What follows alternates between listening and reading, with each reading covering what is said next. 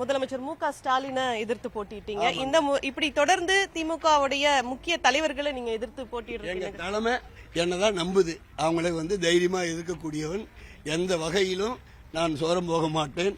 அத்தோட அவர்கள் எந்த ஆயுதத்தை எடுப்பாங்களோ அதை விட 2 கையிலும் ஆயுதத்தை எடுத்து என்னால் போரிட முடியும்னு அவங்களுக்கு தெரியும். எனக்கு மீனவர்களுடைய ஆதரவை திமுகவே உருவாக்கி கொடுத்துடுதுங்க. ப்ளூ பிளாக் பீச் அந்த திட்டத்தின் அடிப்படையில் இப்போது உங்களுக்கெல்லாம் தெரியும், நாளைக்கு நம்மளே கடற்கரைக்கு போகிறப்ப திமுக ஆட்சி தொடர்ந்தா தலைக்கு 30 ரூபாய் கொடுத்துட்டு தான் உள்ளார போக முடியும். அது உங்களுக்கும் தெரியும் நினைக்கிறேன். அதன் மூலம் அங்கே கடலோரம் படகுகளை நிறுத்த முடியாது, மீன் வலைகளை காய வைக்க முடியாதுன்றப்ப மீனவர்களின் வாழ்வாதாரத்திலே கை வைக்கிறாங்க.